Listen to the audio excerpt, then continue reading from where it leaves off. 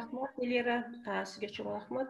Азыр жогоруда Эльвира айтып кеткендей, биздин изилдөөлөр лабораториясы мындан мурда 2 түрдө иш алып барган. Алардын бири жергиликтүү аспиранттарга жардам иретинде макалаларды жазууну үйрөтүү болчу. Ал ишибиз уланып жатат. Экинчи долбоорубуз изилдөө усулдары боюнча вебинарлар сериясын уюштурганбыз. Ал да уланып жатат. Эми бүгүнкү үчүнчү жаңы иш-чарабыз бул илимий изилдөөлөр менен тааныштыруу. Мунун зарылдыгы эмнеден келип чыкты? Негизи изилдөө иштери көп эле жазылып жүрөт, бирок ошол эле убакта атайын ошолор менен тааныштырган портал жок экен. Биз ошол кенемтени толтуралы деп чечтик. Андан сырткары биздин көптөгөн жаштарыбыз сыртта окуп, өздөрүнүн изилдөө иштерин жазып, чет өлкөдө белгилүү абройлуу басмаларда өздөрүнүн китептерин чыгарып жүрүшөт. Ал китептер көбүнчө чет тилдерде жазылгандыктан жергиликтүү элге жетпей жатат. Ошондуктан биз изилдөөчүлөрдү чакырып, өздөрүнүн китептерин, өздөрүнүн илимий макалаларын элге тааныштырсын деп ушул жаңы иш-чараны уюштуруп жатабыз.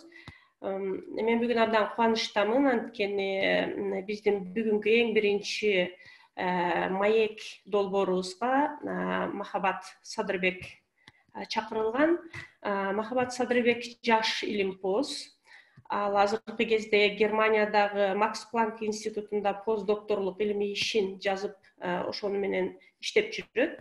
Махабат Кыргызстандан эң биринчи чет өлкөгө чыгып, ушундай илимий докторлук иштерди жазган кыздардын бири. Андан сырткары Махабат дүйнөдөгү эң абройлуу басма болгон Ротлиштен өзүнүн китебин чыгарган. Бул бүгүнкү биз айтып бере турган китеби бул экинчи китеби. Андан сырткары азыр үчүнчү китебин үстүндө иштеп жатат. Ошол өзүнүн изилдөөсү боюнча бүгүн биз маек курабыз суроо жооп иретинде. Эгерде Махабаттын дагы окуу тажрыйбасы, илимий тажрыйбасы жөнүндө айтып кетсек, анда ал 1999-жылы бизге белгилүү DAAD программасы менен Германияга кеткен. Андан кийин Ганноверде герман тилдери жана эл аралык саясат боюнча магистр даражасын алган. Андан кийин 3 жылдык дипломаттардын мектебин Брюссельде бүтүргөн. Бир нече ай Европа комиссиясында эмгектенип, Гумбольдт университетинде юридикалык антропология боюнча докторлук ишин жактаган. Ошол докторлук ишинин натыйжасы китеп болуп чыгып, бүгүн ошол китеби менен бизди тааныштырганы турат. Ал китептин аталышы сизде азыр англис тилде да көрүнөт, бирок биз кыргызча которгонго аракет кылдык. Борбордук Азиядагы мыйзамдык көп түрдүүлүк, жергиликтүү укук жана салттык практикалар деп аталат. Анда Махабат, кош келиңиз биздин маегибизге. Дегенде сиз ошол китебиңиз жөнүндө кыскача айтып берсеңиз, андан кийин биз суроолорубузду берсек. Мен слайдымды. Сиз азыр слайдтан мурда өзүңүз эле сүйлөсөңүз, слайдыңызды жаап калат да, слайдты макул. Арыбаңыздар, урматтуу жердештер, кымбаттуу кесиптештер, баарыңыздарга Германия жергесинен чакан Хале шаарчасынан салам жолдойм. Мага ошо акыркы китебим тууралуу онлайн университеттин платформасында баяндама жасаганга мүмкүнчүлүк берип жатасыздар. Буга чоң ыраазычылык билдирем.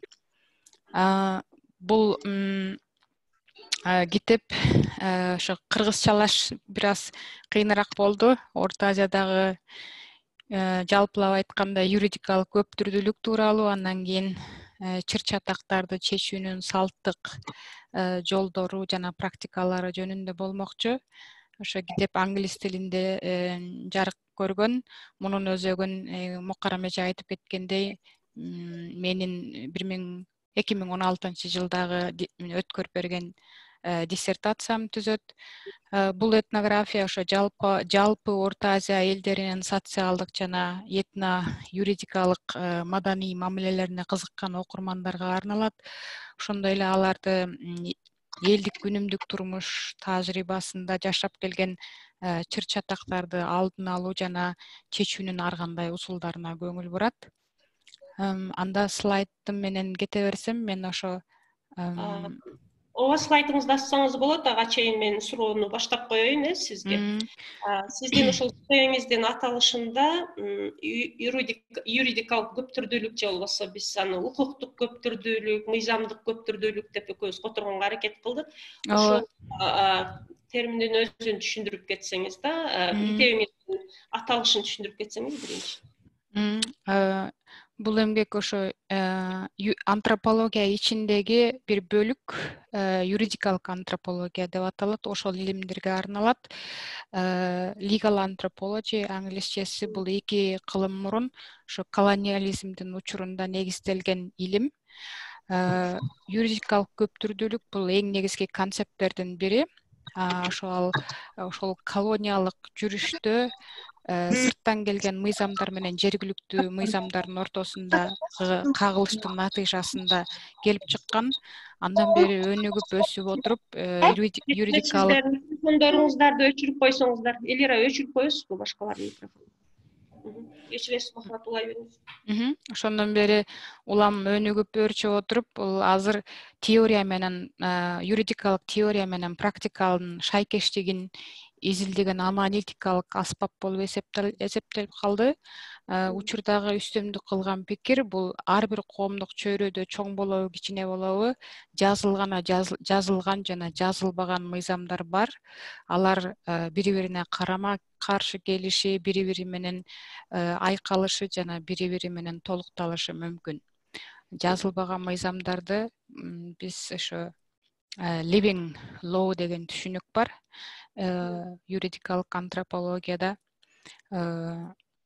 ошо булар күнүмдүк нормаларды негизи жашоо ошо күнүмдүк нормаларга менен ориентация алып ошондой жүрөт деген маанини билдирет да.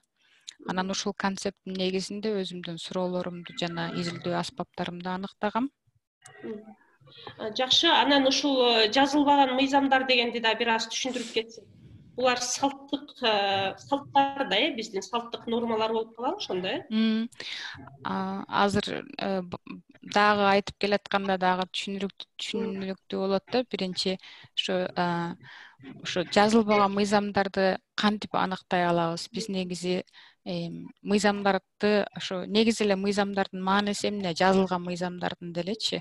Бул элдердин тынч жашашына өбөлгө түзүү, кандайдыр бир эрежелер, нормалардын болушу, эгерде кагылуушулар болсо ошолордун алдын алуу жана аларды чечүү жолдору. Негизи ошо мыйзамдын эң башкы маанилеринин бири ушул. Анан окуя изилдөө деген бул социалдык антропологияда же болбосо юридикалык антропологияда айрыкча конфликтти изилдөө чоң аспап деп эсептелет. Анын ичинен социалдык драмаларды иликтөө, капсалаң кырдаалдарды сүрөттөө, чыр чатакты кеңири териштирүү жана башка болуп бөлүнүп кетет да. Анын арасынан мен ошо окуяларды кеңири контекстте талдоо деген аспапты айрыкча колдондум. Extended case study. Бул чыр чатакты териштирүүдө өзгөчө маанеге ээ болду. Анткени чогултулган материалдардын негизинде окуяны толугу менен хроникалык формада реконструкциялап чыгыш керек да.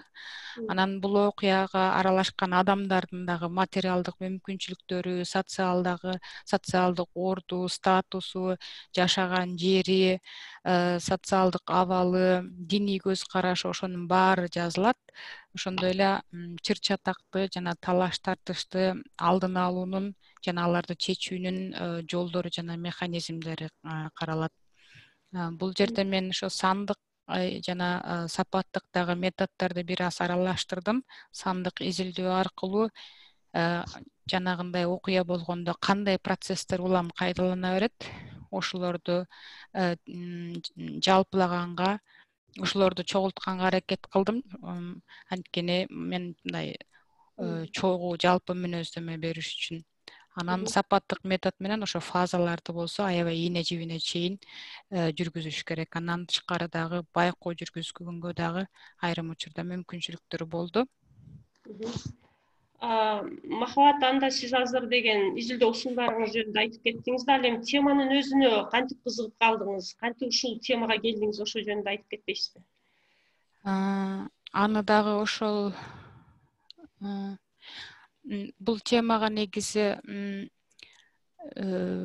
биякта Германияга келип жүргөнүмө уже 5-6 жыл болуп калган. Анан бир жолу Кыргызстанга барып, бир окуянын үстүнөн чыккан болчумун. Ал жерде бир оор кырсык болуп, жол кырсыгы. Ошо менин тааныш чөйрөмдө анан бир жаш кыз менин курагымдагы каза болуп, анан ошонун үстүндө сүйлөшүүлөр жүрүп аткан экен. Анан ошондо биринчи жолу алдына барып атабыз, баардыгын чыгымдарын көтөрүп атабыз деп элдер аябай, кошуналар, туугандар мобилизация болуп, улам барып, абдан мындай чоң бир окуя болду да, мындайча айтканда, эки жак беттешип, арасында мындай конфликт дагы чыгып ортодон, анан кайра басылып, анан улам сүйлөшүүлөр болуп, анан ошол окуя эмнегедир ошо кыргызча чечилди да.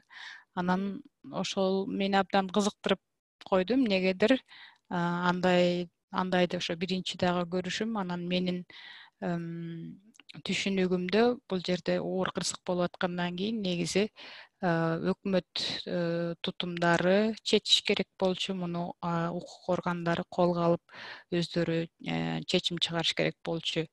Анан ушуну кийин бир семинарда мисал кылып айтып калсам, абдан чоң жандуу дискуссия жаратты да.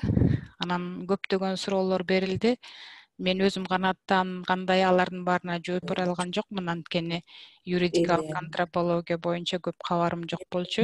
Эркектердин сварщик бар. Анан ошол эмнегедир мени ошол окуя мени эмнегедир кой бербей жүрдү. Кийин шартка байланыштуу кайра Германияга кайтып келип диссертация жазыш керек болгондо, эмнегедир ошол окуяны мындай тереңирээк изилдеп көргүм келди да. Андан кийин дагы ошо андан кийинки бир 10 жылдын ичинде дагы 2-3 окуяны мындайча айтканда ошо маалымат алдым, 2-3 окуя. Анан бир окшоштуктар пайда болду. Анан ошо кызыгуу дагы пайда болду аябай. Рахмат. Изилдөө сурооңуз ошондо кантип аныкталды? Изилдөө сурооңуз, гипотезаңыз жөнүндө айтып койсоңуз да, сиз ушинтип кызыгып баштадыңыз да, анан теманы тандагандан кийин эмне деген суроого жооп издедиңиз? Ошо менин гипотезам жанагы башкы түшүнүк, legal pluralism деген түшүнүккө эле такалат. Ар бир чөйрөдө кичинекей болобу, чоң болобу, үй бүлө болобу, тууганчылык чөйрө болобу, бир канча мыйзамдар параллель өкүм сүрөт. Алар бири-бири менен айкалышы мүмкүн, толукташы мүмкүн же карама каршы келиши мүмкүн. Анан ошол биздин Орто Азия коомчулугунун контексте кандай, бизде эмне деген мыйзамдар жашайт. Living law өзү ошо жашалган жана жашаган мыйзамдар деп которулат. Бизче жазылбаган деп айтабыз да, күнүмдүк нормалар. Аны менен биз мындай рефлексия кылбай көп нерселерди жасайбыз да. Биз күнүмдүк өзгөчө Кыргызстанда. Анан биздин жүрүм турум нормаларыбыз, адаттарыбыз, анан ошо суроолорум негизи эле мындай жөнөкөй нерселерден баштадым. Бизде ушундай капсалаң окуя боло турган болсо, биз эмне кылабыз? Кимди алабыз? Кимге кайрылабыз? Бизде негизи индивидуалдык жоопкерчилик эмес, бизде коллективдүү жоопкерчилик деген түшүнүк бар. Анан кандай моралдык институттарды колдонобуз же болбосо кандай кадамдарды биринчи жасайбыз, эмнени аракет кылабыз. Ошо анан бул жерде тарыхты дагы четке кагып койгонго болбойт. Тарыхый өнүгүш кандай болгон, ошондон дагы башташ керек. Бул жерде адабиятты талдоодо абдан чоң боштук бар экенин байкадым. Анткени Орто Азиядагы юридикалык көптүрдүүлүк жакшы бир аз обочодо калган, жанагы юридикалык антропология жүрүш учурунда. Анткени биздин тарыхыбызга байланыштуу да бул. Анан анча мынча жазылган, анча мынча эмес эле баардык эле этнографиялык жазуулардын баары ошо Орус империясынын тапшырмасы менен ишке ашкан. Азыркыга чейин көп жазмалар ачыкка чыга элек, талдана элек. Ташкентте абдан чоң жазмалар бар дешет, бийлердин эрежелери деген сыяктуу. Анан ошо сырттан келген окумуштуулардын этнографиялык жазмалары жокко эсе. Бирок ошондой болсо дагы бар адабияттар менен бир аз карап көрдүм. Биздеги казы, бай, би, аксакал институттары кандай жазылган, кун берүү, айып, өлүм жазасы, ушулар кандай сүрөттөлгөн. Ушулардын негизинде бир аз тарыхый өнүгүштүү ошо юридикалык антропологиядагы теориялар менен бир аз талкууга алдым. Андан кийинки совет доорундагы абал. Бул жерде дагы абдан чоң илимий боштук бар. Ал совет учурунда ошо жергиликтүү укук маданият жокко чыгарылган жана көп салттарга тыюу салынган. Этнографиялык жазууларда жүргүзүлгөн эмес десе болот да. Анан бул жерде дагы бир аз улуу адамдар менен баарлашып, бир 2-3 окуяны изилдей алдым.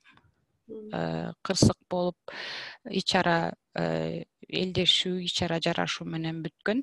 Ошо өкмөттүк органдардын көмүскөсүндө стратегия катары болуптур. Жанагындай жабылуу, аяк жабылуу бойдон калсын деген сыяктуу, же болбошо ошо социалдык басым аркылуу болгон иштер.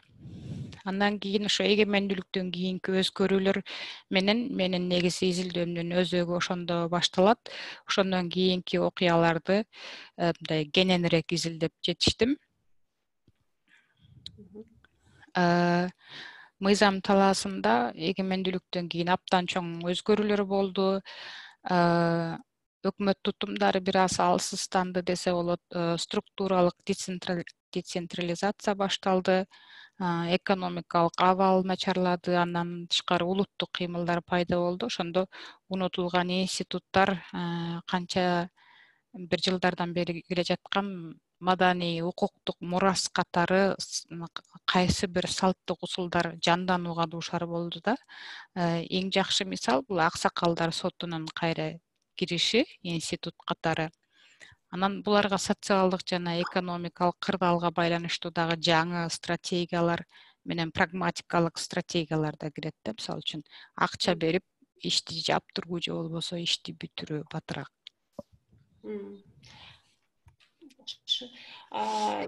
Ошондо сиз деген изилдөө, талаа изилдөөлөрү деп антропологияда бул негизги нерсе болуп атпайбы? Анан талаа изилдөөлөрүңүздү белгилүү бир жерлерде өткөрдүңүзбү же ошо окуяларга эле басым жасап, ар жактарда, ар кайсы региондордо өткөрдүңүз? Негизги талаа ишиңиз Кыргызстанда өттү да? Ооба, 2 жылга жакын.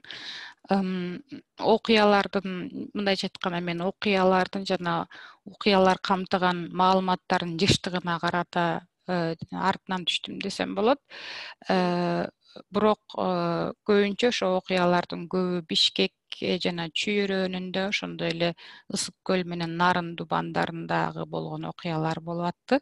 Ошондо өлкөнүн түштүгүндө, көбүнчө түштүгүндө болдум десем болот.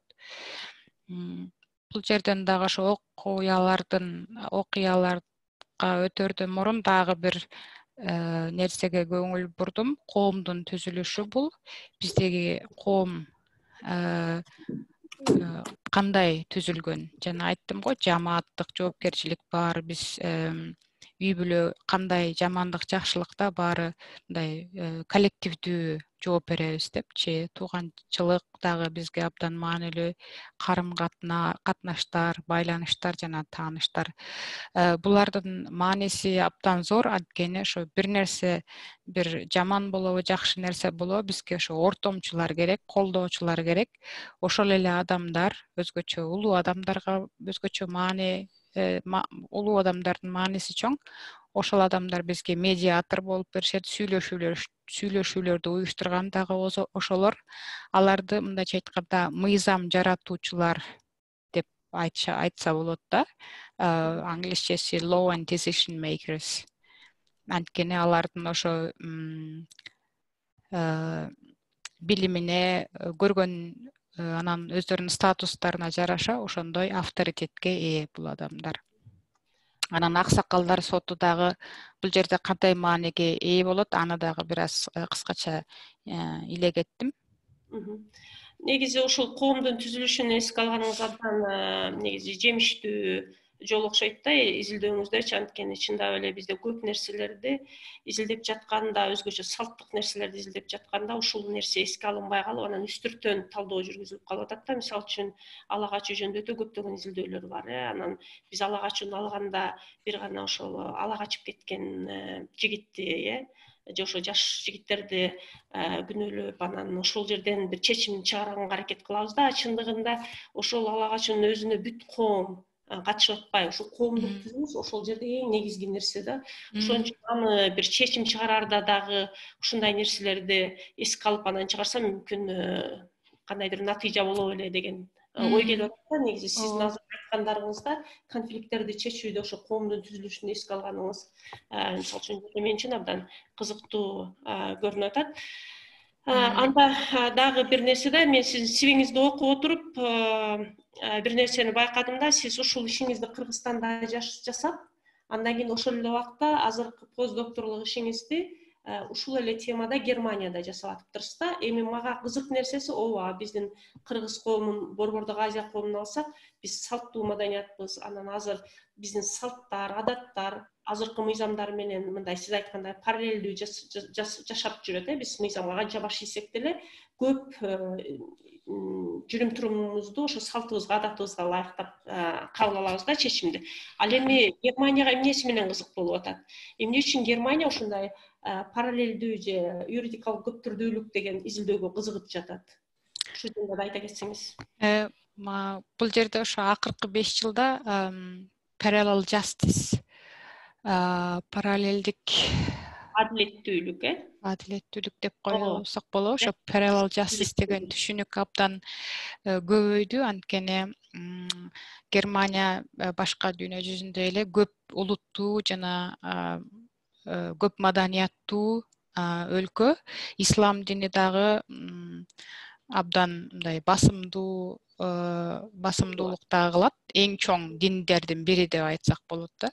Анан бул жерде ошо акырындап мурун мигрант болуп келген адамдардын ортосунда топтор пайда болду, өздөрү менен ошо жашап, анан кландык структура менен жашагандагы улуттар көбөйө баштады. Алар өздөрүнүн экономикалык ресурстарын кармашат жана ошо илгерки же андан кийин пайда болгонбу ошондой салттарды карманып калышты. Анан кадимкидей ошо жергиликтүү юридикалык контекстте ошо жаңы бир топ жаңы агымдар пайда болду. Алар абдан карама каршы келет да жергиликтүү немис закондоруна. Анан ал азыр чоң көйгөйдү жарата баштады, анткени чоң криминалдык иштер дагы ошо кландардын ортосунда чечилип калды. Полицияга кеткен учурда деле полициянын аркасынан сүйлөшүүлөр көп болот, акча берүү же болбосо жанагындай үйлөнүү аркылуу дагы тынчтык келишимин тургузган ушундай бир көрүнүштөр көбөйө баштады. Анан криминалдык дагы жолдо болушат айрымдары, ошон үчүн мындай кесилиш дагы бар ал криминалдык чөйрө менен.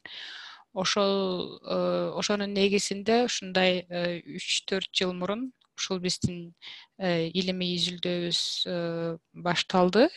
Биз 5 адамбыз.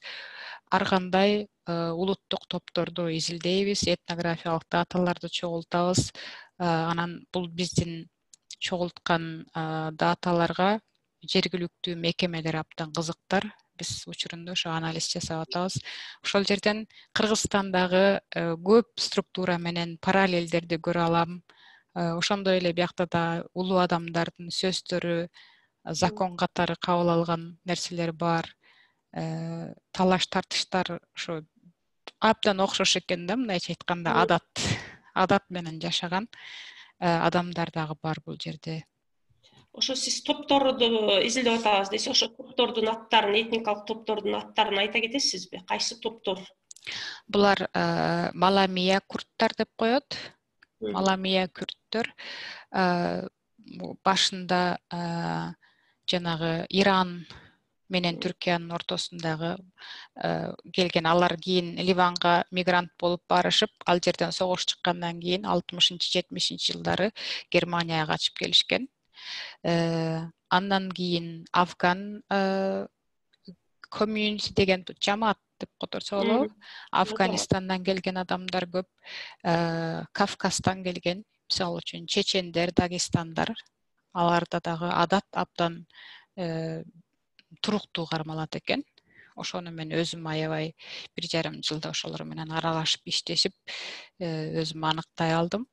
Анан Езиттер деген бул диний тутум, өздөрү күрт улутуна кирет. Езиттер булар дагы жанагындай эндогамия, абдан көп өздөрүнүн ошо салттары бар да. Ошолорго карманышат. Анан жанагы диний Егованын орус тилдүү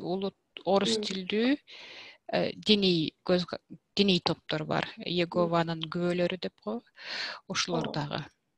Анда демек көбүнчө эле булар Германияга келген мигранттардын азырга чейин өздөрүнүн салттарын, өздөрүнүн адаттарын бекем кармаган мигранттардын ошол Германиядагы мыйзам менен параллельно өздөрүнүн дагы адаттарын колдонушу жөнүндө турбайбы, Анан ошолордун ошо радикалдуу түрдө кагылышы да, мындай параллелдүү жашай берсе, практикага колдонулса берсе, ага негизи мүмкүнчүлүк берет. Негизи Германиянын юридикалык контекстинде динге эркиндик бар, ошондой практикаларга. Бирок ошол жерде мыйзам бузуулар болуп жатат. Анан тышкары жергиликтүү мыйзамды адамдар жерип же четке кагып же болбосо ошону айланып өтүп мыйзам бузууларга жол берилип атат. Ошондон кийин бул ошо көйгөй боло баштады. Юристтер дагы ошолорду түшүнгөнгө аракет кылып атышат да, биздин этнографиялык баяндамалар аркылуу. Ушул абдан кызык жери ушул экен да, анткени деген силердин изилдөөңөр бир жагынан илимий изилдөөлөр, илимий кызыкчылык менен жасалып атат. Экинчи жагынан ошол коомдогу жашоого дагы бир түздөн түз жардамы тийип атпайбы? Анан сиз анда ооба, мунун негизинде кошо иштешесиздерби? Алар силердин кандай бир изилдөөлөрүңө бир чектерди коюу же болбосо бир көрсөтмөлөрдү берүү деген барбы? Ошолор менен кантип иштешесиздер? Бар. Мунун негизги ошо бул илимий изилдөөнүн максаты бир реформаларга куюлуш керек да. Изилдөөнүн жыйынтыктары кайсы бир реформаларга. Азыркы учурда ошо медиация деген менен медиация кылсак, медиацияны өнүктүрсөк деген кандай, ошол өздөрүнүн ошо топторду ээрчиткен адамдардын сөздөрү, мындайча айтканда, абдан маанилүү болуп атпайбы? Ошолор менен иштешип, аларды как мультипликатор катары колдонсок дегенде терс мааниде угулушу мүмкүн, бирок ошолор менен иш алып барсак, анан интеграция, ошо топторду кантип интеграция кылабыз? Анткени чоң өлкөнүн ичинде өкмөттүн системасынан пайдаланып, бирок ошол эле учурда ошол жерде жашап, өздөрүнүн кылган иштерин кыла бербейчи? Демек, аягы келип эле бул адилеттүү коом түзүү дегенге жардам бере турган иш-чара болуп атыптыр да. Жергиликтүү юристтердин кызыкчылыгы эмнеде? Ошол жерде мыйзам бузулбаса, жанагындай статусу төмөнүрөөк адамдарга басым жасалбаса, аларда коркутуу, үркүтүү дегенге жол берилбесе да. Жакшы, азыр кайрадан Кыргызстанга келсек, эми өзүбүздүн Борбордук Азияга келсек да, бул жерде сиз изилдөөнү жасадыңыз, англис тилде басып чыктыңыз, абдан белгилүү басмада басылып чыкты.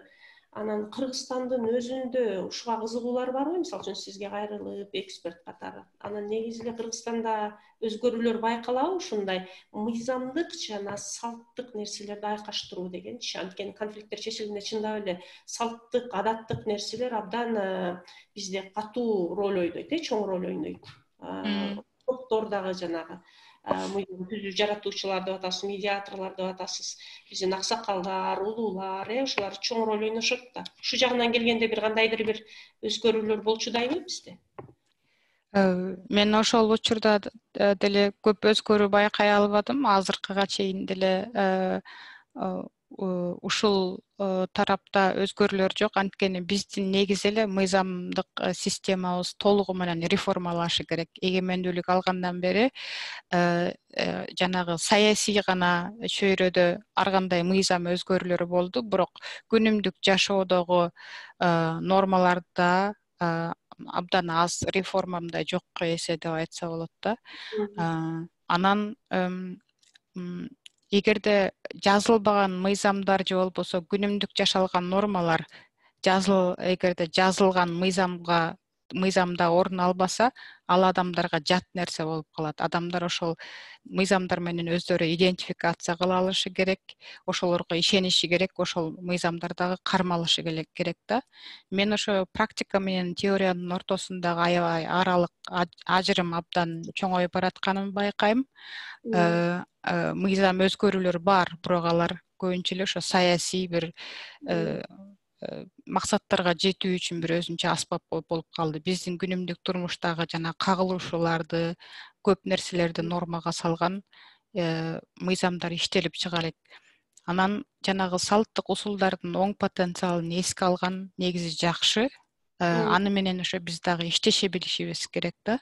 Аксакалдар соту идея катары, институт катары бул бир салттын бир көрүнөктүү бир бөлүгү, жакшы эле интеграция болгон закондун структурасына.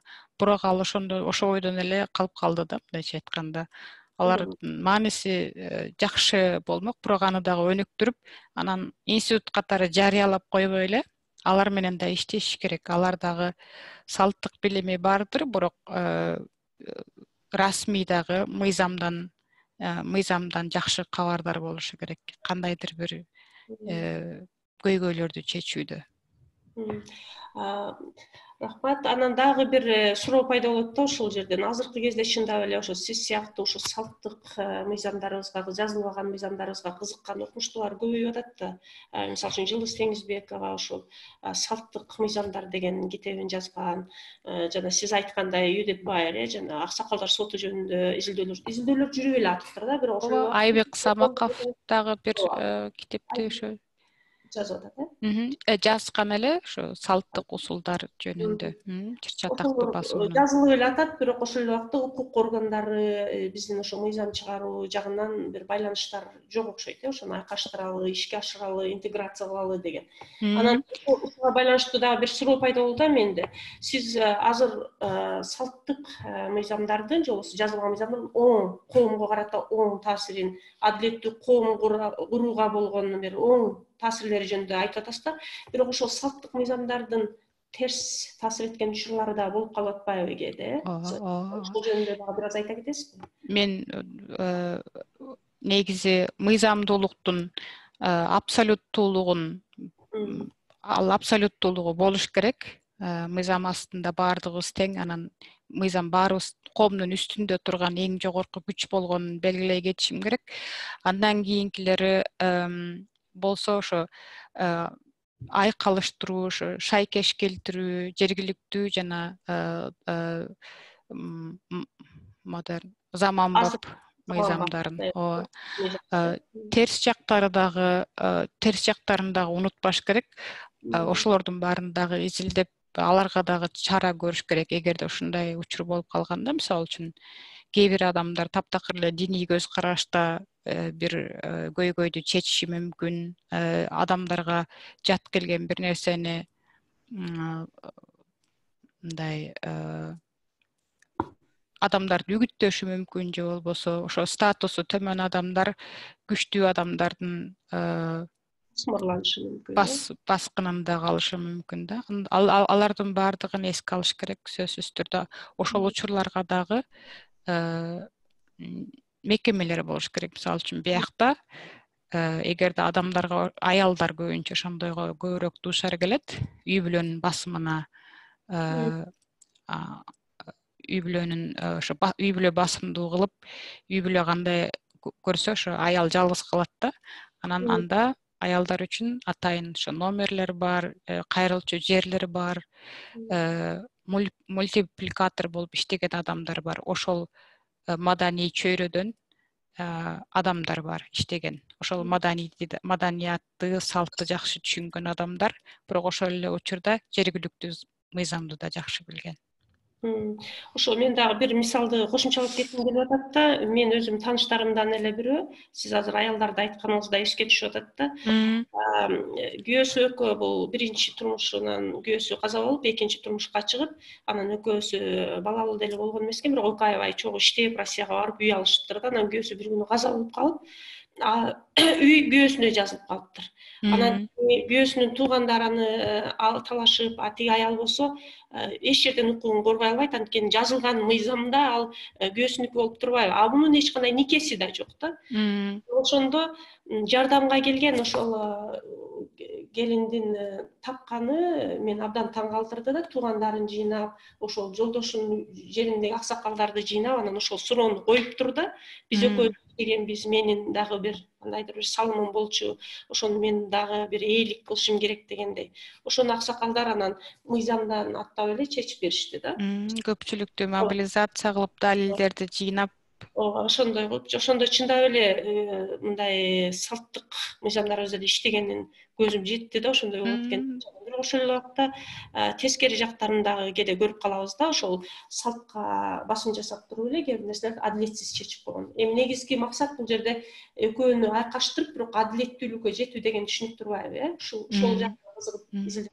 Анан ошо социалдык, коомдук структураларды эске алуу менен, мисалы үчүн эки адамды жөн эле ажыраштырып коюш, бир эле сааттын ичинде, бир эле саатта ишке аша турган нерсе, бирок андан кийин ошо менен кагылышуулар бүтпөйт. Ал деген 10 жылга чейин, 15 жылга чейин жеткен учурларды көрүп атабыз бул жердечи. Анткени ал жакта бул жерде эки чоң топтун же болбосо эки чоң үй бүлөнүн кызыкчылыгы бири-бири менен кагылышып, ортодо абдан көп нерселер бар да, абдан чырмалышкан нерселер. Анан ошолор дагы эске алыныш керек. Ошол токтош керек экен да конфликт. Анан кыргыздар дагы жана сиз эске алып кеттиңиз, бир айтып өттүңүз да, кунун кууду деген. Бул ошол конфликттин токтобогондугу. Кунун кууду дегенди кантип кун куу дегенди кантип түшүндүрүп кеттиңиз? Сиз буну талдадыңызбы? Ооба, кунун куйт эми азыркы учурда бул көп кездешпей турган практика, бирок кун берүү дегенди абдан көп уктум. Анткени киши набыт болгон жерде ошонун артында калган балдары үчүн убал дегенди дагы көп уктум. Анан кун берип, адам ошо күнөөсүнөн бир аз күнөөсүн жуйт өзүнүн. Эми адамдын өмүрү эч качан эч нерсе менен мындай бааланбаш керек дечи, бирок ошондой болсо дагы элдер кандайдыр бир түрдө компенсация кылганга аракет кылат. Менин бир абдан бир жакшы бага өзүмө жаккан окуя, эми мага жаккан десе элдер туура эмесирээк түшүнүп албасын, бирок абдан кызыктуу бир окуя. Ошо бала кездеги бир таанышым машина сүзүп каза болгон, аялы, эки баласы калган. Анан ошону набыт кылып алган адам өзү билип, бир аз өзү эле мындай сурап, кандай, каякта жашаган эмелер билип, анан өзү эле ошондой сунуш менен барыптыр. Бүт чыгымдарын көтөрүп, анан сүйлөшүүгө келгенде ушундай бул курман болгон адамдын бир жерде жери бар экен. Жаңы конуштан жер алып, жаңы эле үй баштаптыр. Мен ошол үйдү эки баласы, аялы үчүн бүтүрүп берейин деп, анан 6-7 айдын ичинде жалпы өзүнүн туугандары менен келип ошол үйдү бүтүрүп берди да. Анан бул эми позитивдүү жагы деп айтсам болот. Бул адам өзү ошол нерсени туура көрдү, анан тиги тараптагы туура кабыл алды. Эгерде сотко кеткенде деле ошо бул жерде социалдык мындай дисбаланс бар экенин байкаса болот. Сотко кеткен күндө деле анда мындайча айтканда тиги жабыр тарткан тарап куру жалак калмак, мындайча айтканда. Ошон үчүн бул сүйлөшүүлөргө ошон үчүн дагы барышты деп ойлойм. Дагы ушул өзүңүздүн китебиңиз жөнүндө бир жыйынтык кылып койсоңуз, анткени азыр суроо жоопторду баштайбыз да. Сиз дагы эмнелерди айтайын дедиңиз эле китебиңиз? Бул китеп менен эми мен ошо салттуу усулдарга кайрылуу бул өткөндү көкөлөтүү эмес, жана өнүгүүнүн жүрүшүн кайра артка кайруу эмес, бул коомго керектүү нерсе. Бул биздин жашап аткан азыркы жашоо турмушубузда жана анда алар үчүн жазылган мыйзамдарга руханий мурас болуп бере алат деп ойлойм. Негизги ошо мындайча айтканда максаттарым ушулар. Ушул максатыңыз болчу. Ооба, негизи эле бул изилдөө ишиңиз абдан кызык экен, анткени деген биз карап байкап көрсөк, ушул коомдун ичинде жашап атабыз, ушулардын баарын өзүбүз жасайбыз, күнүмдүк турмушубузда деле өзүбүздүн туугандардан, тааныштардан көрүп эле жүрөбүз. Бирок ошону бир илимий жактан карап изилдөө деген бизде анчалык жок да, анткени деген биз мындай мыйзам деген болот, азыркы заманда жашап жатабыз, современный деген мааниде. Анан ушул коомдун мыйзамы менен жашашыбыз керек деп эле ал жака кичине көңүл бурбай жерип коет экенбиз да. Чындыгында чет өлкөдөн келишип изилдөөчүлөр аны изилдей баштаганы биз билип эле жүрөбүз да, анткени аларда деген ушунчалык теориялар өнүгүп, анан ошолорду көрө алат экен да, ошону кантип изилдеп, кантип аныкташ керек. Анан ошол мына сиздер дагы сырттан барып окуп, ошо теорияларды таанып, аларды колдонуп, кайра биздин өзүбүздүн коомго өзүбүздү таанууга жардам берип турган нерсе. Анан өзүбүздүн мурдагы калктар жөн эле жерибестен аларга башкача көз караш менен карап, аларда оң жактарын алып деген сыяктуу турбайбы? Ооба. Мен бuyakта ошо 20 жыл болуп калды, ушу Германияда, Европада байырлап келгениме. Анан кээ бир нерселерди кадимкидей сагынам. Биздеги моралдык институттардын буякта жок болуп кеткенине бир аз кайылмын. Бизде жанагындай терс жактары болсо дагы, бирок жанагындай уят, намыс, эл эмне дейт, анан муундардын бири-биринин ортосундагы байланыштар, үй бүлөлүк байланыштардын дагы көп оң жактары бар да.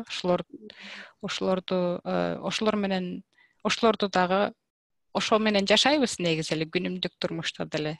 Үй бүлөдөгү нормалар абдан көп, мындай билинбеген менен.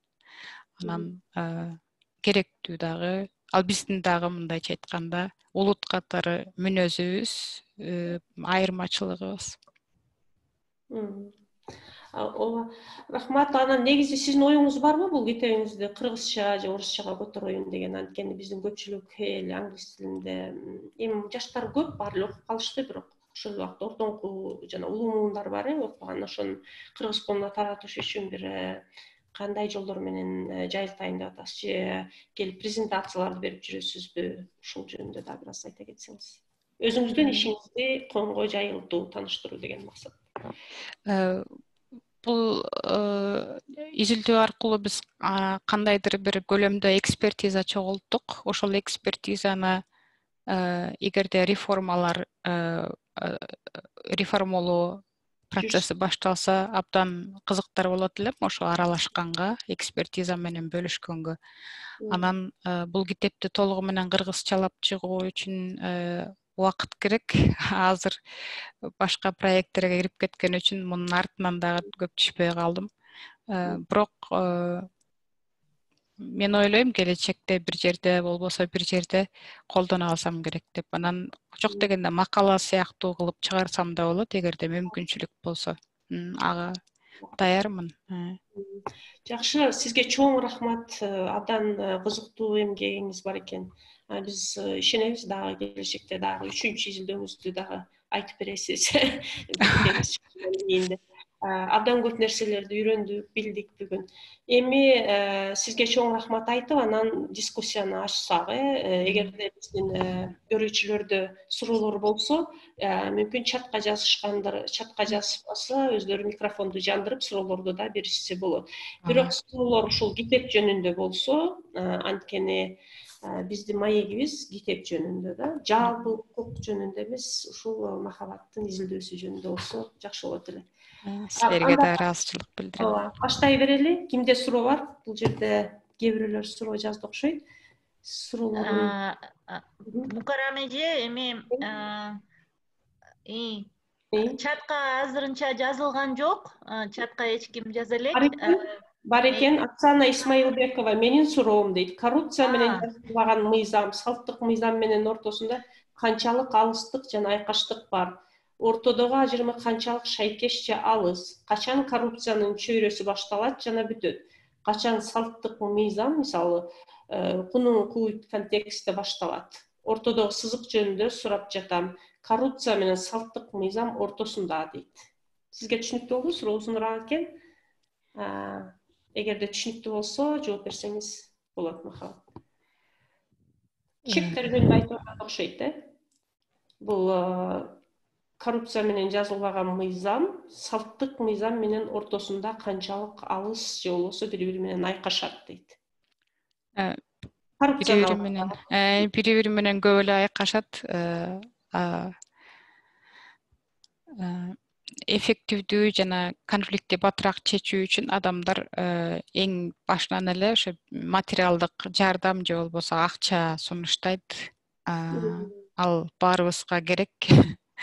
Ошон үчүн бул жерде мындай кээде салтка чейин деле салттык усулдарды колдонбой эле акча менен дегенде эле бүтүрүп да койсо болот, же болбосо улам арасына аралаштырып, экөөнүн айкалышы аябай чоң, экөөнү мындай ажыратып карай албайсың көп учурда. Коррупция бул эми өзүнчө бир чоң тема. Мындайча айтканда, бүт баардык көйгөйдүн тамыры ошол болуп калды. Укук органдарына ишенимдин жоктугу, укук органдардын ошо акча менен адамдарды иштерди бүтүрүшү, адамдарды бошотушу же болбосо ошол эле кээ бир адамдарды дагы акча алыш үчүн сүйрөп, соттон сотко сүйрөп, бул эми аябай эле чоң коомдогу эң чоң көйгөй. Кийинки дагы суроо бар экен, Гүлзат Баялиева бериптир. Махабат, керектүү жана абдан кызыктуу илимий түшүнүктөрдү, эмгегиңизди элдин назарына алып чыктыңыз. Алкыштар болсун. Мен да сырттан окуп, өзүбүздүн жамаатты изилдеп жүргөн адам катары көйгөйлүү суроолорум бар. Изилдөөчүнүн ролуна тиешелүү дейт. Биринчи суроо: сизди батыштан келген эл аралык уюмдарга тиешеси бар катары кабыл алышып, бир проблемаларын чечип бүтүрүп берүүнү үмүттөнгөн учурлар болду беле? Мисалы, грант проекттерди алып келип, материалдык жактан жардам көрсөтүү үмүттөрү дейт. Биздин коомдо илимий изилдөөнү башкача кабыл алышат. Көбүнчө Батыш, Европа, Америка десе, өнүктүрүү проекттерин элестетишет. Ошондой учурларга кабылдыңыз беле дейт. Көп эле жолу кабылгам, ооба. Сизден дагы ошондой акча таап келдиң коомго деген талаптар, суроо. Ооба, анан мени сен юрист турбайсыңбы деп эксперт катары сотторду колдонгусу келген учурлар болгон адамдардын, анан акчалай жардам күткөн учурлар да болгон. Мен расмий сотторго да катышкам. Ошо анан жабыр тарткан жак, кандай десем, мен болбой эле мындай сыртта такыр тура албайсың, илимий изилдөөчү болгондон кийин бир аз аралашып байкоо жүргүзгөн учурларда ошо жардам үмүт кылган же болбосо ачык эле жардам сураган дагы учурлар болгон. Мен өзүм ошо Кочкордо дагы бир аз гуманитардык жардамды уюштуруп жүргөн дагы учурлар болгон болчу мурун. Анан ошо менен дагы менин ролум мындайча айтканда элдерге бир аз ошо менен байланышта болгон да, эмнегедир изилдөөчү дагы, анан гуманитардык жардам алып келе турган адам катары. Жакшы, азыр дагы Гүлзаттын экинчи суроосун берип коюп, анан кол көтөргөндөр бар экен, ошолорго дагы суроолорго мүмкүнчүлүк берели. Гүлзат деген экинчи суроосу дагы эле изилдөөчүлөргө байланыштуу. Ал айтып атат да, сиздин тажрыйбаңызда сизге шпион катары караган учурлар болгонбу? Анткени батыштан окуп келди деген кишини эле кандайдыр бир коомдо ошо шпион катары кабыл алган учурлар болот дейт да. Ооба, болот, батыштан окуп келди, анан өзгөчө мен ошо оор кырсыктарды изилдеп аттым да. Кээ бирлер, мисалы үчүн, ал жерде нелегалдуу дагы кыймыл аракеттер болот да, туура келбегенчи. Анан ошондо мени мындай шек менен карагандар, мени сурагандар болгон. Сен эмне журналистсиңби же болбосо бул терс салттарыбыздын баарын жазып алып, сен Кыргызстанды жамандагың келеби батышта деп. Анан алар менен сүйлөшүүлөрдү жүргүзгөм, мындай түшүнүк бергенге аракет кылгам. Рахмат. Кийинки суроо Жамал Папиева колун көтөрүп атат. Микрофонуңузду күйгүзүп туруп сурасаңыз. Махабат, сизге чоң рахмат. Кызыктуу маек буруп бердиңиз, кызыктуу изилдөөңүз жөнүндө кызыктуу маалыматтарды бердиңиз. Көптөгөн нерселерди үйрөндүк. Мен изилдөөчү катары, менин изилдөө сферам, багытым сиздикине дал бербесе дагы, мен изилдөөчү катары аябай сүңгүп кирип түшүнгөнгө аракет кылып, аябай кызыктуу болду да.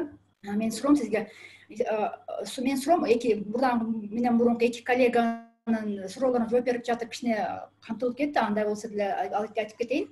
Изилдөөнү жүргүзүп жатканда чектөөлөрүңүз кандай болду? Limitations деп коебуз го, тоскоолдуктарыңыз, чектөөлөрүңүз кандай болду? Биринчи суроом.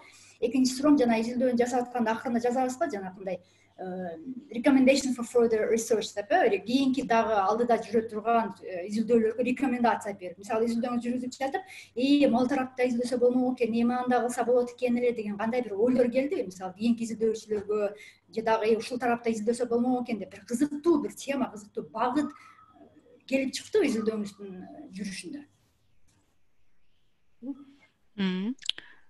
Чектөөлөр болду. Мен өзүм жергиликтүү болгонумдун абдан чоң пайдасын көрдүм, бирок ошол эле учурда бир аз чектөөлөр болду. Сиз айткандай, бир нерсени айтып, жанагы окуяларды аябай ийне жибине чейин сурап териштиребиз да, ким барды, эмне деп айтты, кандай кийинип, эмне көтөрүп алып барды, же болбосо алар кандай кабыл алды, ошонун баарын сурап келгенде эми билип туруп эле сурай бересиң, өзүң билесиң да деген нерселер көп болду. Анткени мен кыргызмын, мен андан ары өзүм улап кетсем болот да.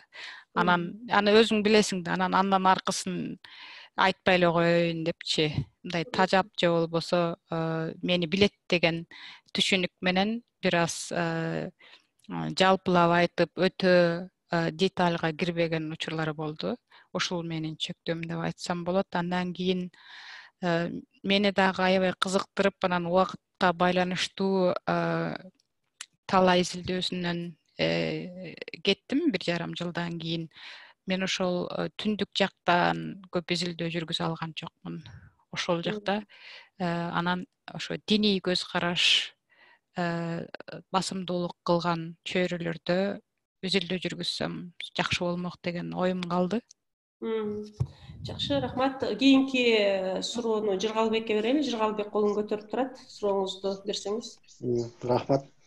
Мен бүгүн мына баяндамада жакшы, пайдалуу кеңештерди алдык. Дагы рахмат. Бүгүн өтө жакшы, кызыктуу болду. Баштан аяк кулак салып отурам. Анан азыр эжекеге суроом. Ошол Кыргызстандагы жанагы аксакалдар соту. Ошонун бүгүнкү күндөгү орду, ролу канчалык деңгээлде, сиздин изилдөөңүздө ушуну кандай бааладыңыз?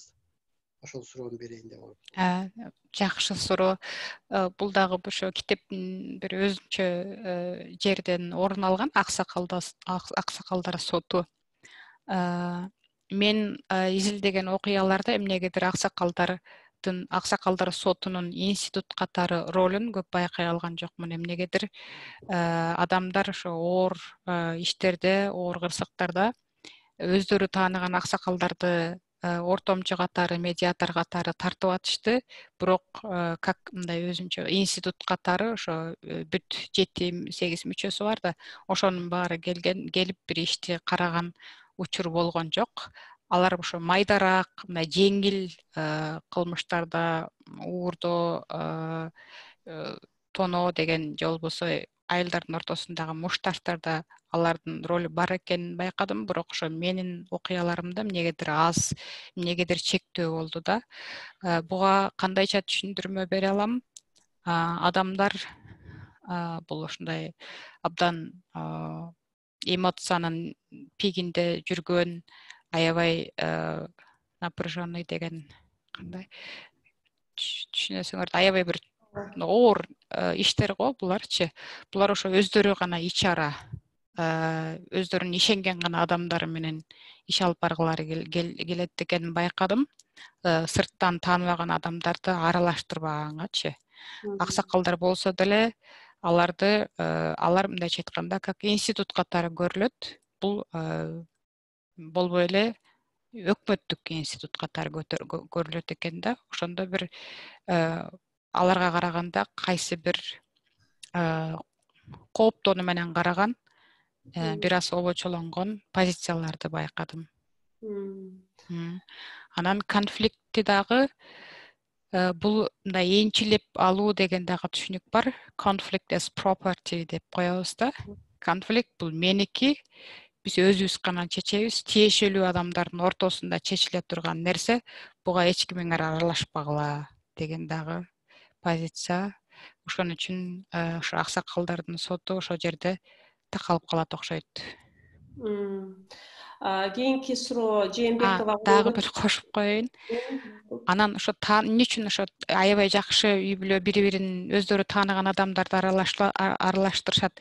Анткени алардын кызыкчылыгын тиги тарапка билдирүү үчүн ошол адамдардын жагдайларын жакшы түшүнүш керек. Үй бүлөнүн социалдык, экономикалык абалын. Өзүңдүн кызыкчылыгыңды айтканда эле айта билишиң керек да. Ошон үчүн дагы мындай тааныбаган аксакалдар ага бир аз маалымат жетишпей калышы мүмкүн. Менин жыйынтыктарым ушулар болду. Рахмат. Кийинки суроону Жээнбекова колун көтөрүп турат, ага берип, ага чейин чатка келген Барчынбектин суроосун айтып коелу. Барчынбек сизден сурап атат, талаа изилдөөлөрүнө ким тараптан финансылык колдоо, каржылоо көрсөтүлдү дейт. Андан кийин Жээнбекова суроосун берсе. Мен диссертация учурунда Берлиндеги докторанттардын мектебинде болдум 3 жыл. Ошо программага кирип, программанын мүчөсү менен Герда Хенкель деген фонд бар Германияда, ошолор каржылап берди. Анан ошо Берлинде мусулманчылык коом жана маданият деген докторлордун мектеби бар. Ошол дагы жарымысын алар каржылап берди. Рахмат. Жээнбекова колун көтөрүп турган, сурооңузду берсеңиз болот. Саламатсыздарбы? Бүгүнкү вебинардын катышуучулары. Саламатсызбы, Махабат айым?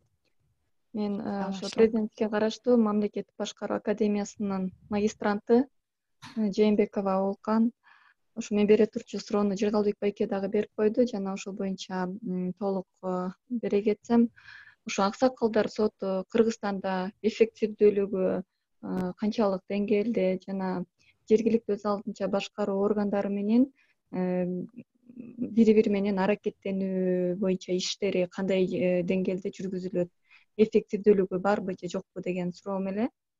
Ошол боюнча жооп берип койсоңуз. Чоң рахмат. Учурда азыркы актуалдуу абал кандай экенин билбейм. Мен ошо 4-5 жыл мурун бүтүргөн бойдон кайра барып изилдөөнү уланткан жокмун. Ошол учурда болсо бири-бири менен иштешүүлөр бар. Укук органдары кээ бир иштерди өзүңөр аксакалдардын ортосунда чечкиле же болбосо эмнеге аксакалдарга айылдын аксакалдарына кайрылбайсыңар деп айтышат. Анан алар менен дагы бир аз иштешүү бар да. Алар кандай деп ойлойт, муну өздөрүңөр чече аласыңарбы деп. Бирок Аксакалдар институту мындай жергиликтүү орган катары дагы өнүгүш керек болчу да. Өнүгүп дагы мааниси чоңоюшу керек болчу. Бир жарыя болгон бойдон токтоп калды.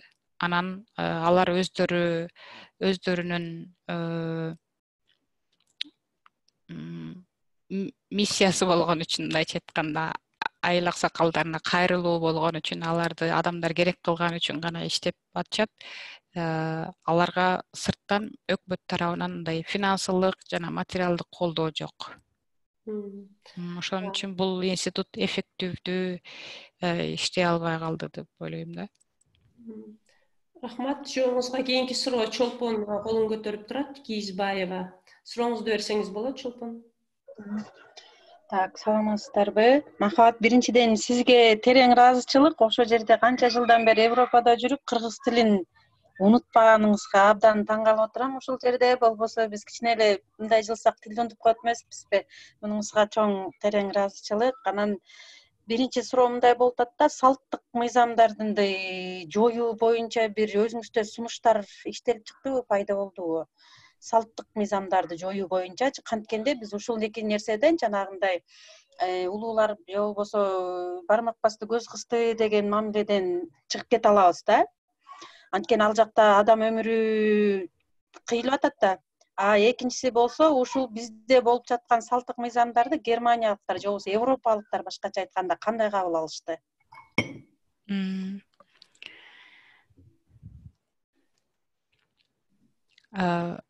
Салттык мыйзамдарды жоюу боюнча мен мага андай тапшырма берилбегендиктен мен ал тууралуу стратегиядагы жазып чыккан жокмун. Бул салтты жоюп деле кереги жок. Кагаз жүзүндө, анткени булар жоюлбаган жандуу нормалар, мыйзамдар. Эгерде чөйрө, биздин социалдык, саясий, экономикалык чөйрө адамдарды ошого түртүп атса, адамдар үчүн конфликтти иши кылып бүтүрүш керек, кандай жол менен болбосун. Нормаларды ошол жерден ойлоп чыгарышы мүмкүн, унутулуп калган салттык усулдарды кайра жандандырышы мүмкүн, ошону аспап катары колдонушу мүмкүн. Бул биздин буларды биз жашообуздун, тиричиликтин бир бөлүгү катары кабыл алышыбыз керек да. Анан болгондо ошо терс жактарын алдын ала билиш керек. Аларды ошо терс жактарын абдан чоң мыйзам бузууларга жол бербегенге аракет кылыш керек. Алардын алдын алып, ошондой учурларга мындай кам көрүш керек да. Чара көрүш керек, колдоо үчүн бир мекемелердиби, институттардыбы же болбосо ошондой мультипликаторлорду коюш керек ушундай. Германияда болсо булар деп коеюн. Бул жерде абдан жакшы кабыл алышат, анткени ошо мен жана бир окуяны бир семинарда интеркалчурал дегенди өзгөчө айттыңыз эле, унутуп койдум. Маданияттар аралык деп, Маданияттар аралык бир семинарга барып, ошол жерде лекция окуп атканда ушул окуяны айта кетсем, абдан чоң талкуу болгон, көп суроолор чыккан. Анан кээ бирлер ошо карап отуруп, бирөөсү немисче айтканда das ist sehr charmant деп айтканда, бул жерде ушунчалык бир шарм бар депчи. Бул жерде ошо адам кызын өлтүрүп алган адамды кечирди, бул жерде бир аябай чоң айкөлдүк жатат дегендей да. Бул кайсы бир чоң традиция мунун аркасында бар. Мен ошону өзүм кылалап белем, билбейм деп айткан да. Эгерде ошого адамдар барып атса, анда бул улуттун абдан бир чоң салты бар, кененчилик, адамгерчилик, айкөлдүк деген сыяктуу бир мүнөздөмөлөрү бар болсо керек. Бизде андай нерселер жоголуп кетти. Анан бирок кээ бир учурда ошо күнөөкөр менен жабыр тарткан жактын беттешүүсү кээде каалоо ошону каалаган учурлар дагы болот бул жердеги соттордо. Ошону деле байкайбыз кээде. Бирок мүмкүнчүлүк берилбейт көп учурда. Абдан кызыктуу жана салмактуу жооп деп ойлойм. Чолпон алды го жоопду негизи. Азыр негизи китептин мазмуну да ошол жөнүндө болуп атпайбы, мындай Европа мыйзамды сыйлаган өлкө, бирок ошол эле убакта ошо жазылбаган мыйзамдарга кызыгып атыптыр. Экинчи долбоор ошол жөнүндө болуп атпайбы? Ошол жөнүндө анан ошо жанагы юридикалык legal anthropology дедиги көп түрдүүлүк. Муну башында дагы бир терс мүнөзү бар болчу бул концепттинчи.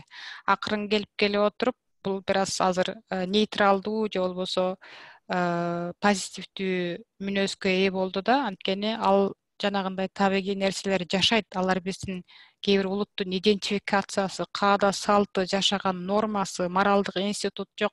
Ал адамдар кандай жашашы керек? Анан мындай сый менен кабыл алып калышты азырчы. Мурункудай бул барбардык жапайычылык же болбосо жана орус этнографияларында ошо жазылганда булар мынтет экен, анан мынтип кунгуп алып барып өлтүрүп салышат экен деп, бирок андан ары ошо мындай кыска гана жыйынтыкка келишкен, анын артын изилдеп көрүшкөн эмес. Же болбосо көп иштер адамдарды мындай артта калган, цивилизациядан алыс катары көрсөткөнгө далалат кылган этнографиялар абдан көп да. Анан мен эч качан танбайм анын терс жактары бар экенин. Бирок оң жактарын дагы мындай изилдөө, түшүнүк, анализ менен кабыл алыш керек да. Азыркы ошо бияктагы агым ошондой. Анан кызыгуу менен кабыл алышат. Кызыгуу. Рахмат. Бул жерде дагы Жамал сураптыр, китебиңиздин электрондук варианты барбы деп. Электрондук вариант, ал жакта басмалардын өзүнүн тартиби бар, жөндөн электрондук варианттарды тарата беришпейт. Өзгөчө ошо автор өзү деле сатып алат. Ошону айтып койсоңуз. Routledge менен келишим койгондо ошо таратпайм, PDF катары эч кимге бербейм деген деп макулдук бергенмин. Ал аябай катуу, бул тартип катуу сакталышы керек. Болбосо автордук укугуман ажыратылып калышы мүмкүн. Анан китеп дагы бир аз кымбатыраак, анан өзүм дагы мага 5 эле экземпляр берилди, калган 5 экземплярын өзүм сатып алганга туура келди. Электрондук формасы бир аз бар, кээ бир гана бөлүмдөрүн окуй аласыздар. Анан ошо Routledge негизи оңой менен көп кабыл албайт, көп илимий иштерди. Анан мен кабыл алганына эле сүйүнүп, баардык келишимге макул болгом. Ооба, Махабат, ушул жерде кичине мүмкүн кошумча да айтып кетесиз, ал жактарда китептерди басып чыгаруу боюнча, анткени бизде Кыргызстанда китептерибизди жазып алып өзүбүз акча төлөп басып чыгарабыз да. Анан ошо биз өзүбүз каалагандай ар кимге бере беребиз. Өзүбүздүн сүрөтүбүздөн кетип атат. Силерде башкача болуп атпайбы? Ошол жөнүндө дагы кыскача айтып койсоңуз, кандай баскычтарды өтөсүз китеп? Биякта диссертациялык ишти тапшырып, ал текшерилип бүткөндөн кийин бизди коргоого чакырышат. Анан коргоп бүткөндөн кийин Германиядагы жергиликтүү мыйзам ошондой 2 жылдын ичинде муну китеп катары чыгарышыбыз керек, болбосо жанагындай докторлук даражабызды кайра алдырып жиберебиз.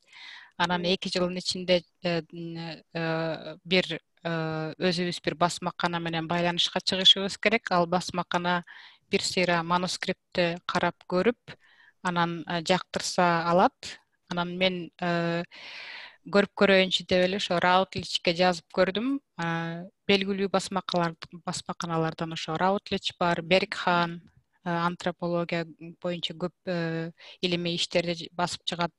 Анан Германиядан деле ойлоп жүргөм, бирок бул диссертация англис тилинде болгон үчүн мен ошо бир профессорум мага абдан мотивация берди да, сен көрүп көр, абдан жакшы болмок. Бул сенин келечектеги визитный карточкаң, абдан жакшы болмок депчи. Анан кабыл алышты. Анан кийин процесс башталат. Келишим түзгөндөн кийин 1 жылдай отурдум дагы. Алардын өздөрүнүн стандарты болот, форматты берет, ошого тууралап сүрөттөрдүн, тексттердин көлөмдөрү жана формаларын баарын өздөрү айтат. Ошого тууралап диссертацияны толугу менен 1 жыл кайра иштеп чыктым. Анан кийин 2-3 айдан кийин эле басылып чыкты. Мен өзүбүз биз 1 тыйын да төлөбөйбүз. Бирок ошо басмакана канчалык белгилүү, канчалык мындай престижный болсо, ошого жараша да китептин баасын өздөрү алар коет да. Биз аралаша албайбыз ал жака. Анан өздөрү дагы таратат. Аны менен дагы ишибиз жок. Өздөрү реклама кылып, Routledge'дин дүйнө жүзүндөгү канча миңдеген библиотека менен өздөрүнүн келишимдери бар. Ошол жерде чыгарылган китеп автоматтуу түрдө ошо башка библиотекаларга жана университеттерге кетилет. Рахмат. Анда Чолпондун суроосу бар экен, кол көтөрүп атат. Чолпон суроо берип койсоңуз. Угулуп жатабы? Угулуп жатат, ооба. Саламатсыздарбы? Кечиресиздер. Мен кечирээк кирип калдым шартка байланыштуу. Биринчиден, Махабат, сиздин ишиңизге ийгилик. Мен ошол семинарга катышып жаткандын бардыгына ийгилик каалайм. Сизге айтарым, илимий макалаларыңыздын электрондук варианттары менен таанышсак, ушуну сурагым келип жатат. Экинчиден, балким буга чейин бул суроо берилдиби же берилген жок, эгерде берилген болсо, мен деле берип коеюнчу. Кечиресиз, жооп берип коесуздар. Педофилдерге каратачы, ал жерлерде салттуу кандай мыйзамдар колдонулат экен? Бул жерде Германияда. Рахмат. Рахмат сурооңузга сизге дагы. Мисалы үчүн, мен ошо чечен улутундагы топтор менен жарым жылдай аябай аралаштым. Ал жерде дагы аксакалдардын консул деп коет. Немисчеси Эльтесенрат. Ошондой жума сайын 5-күн сайын чогулуп отуруп, ошол чечендердин көйгөйлөрүн талкуулашат.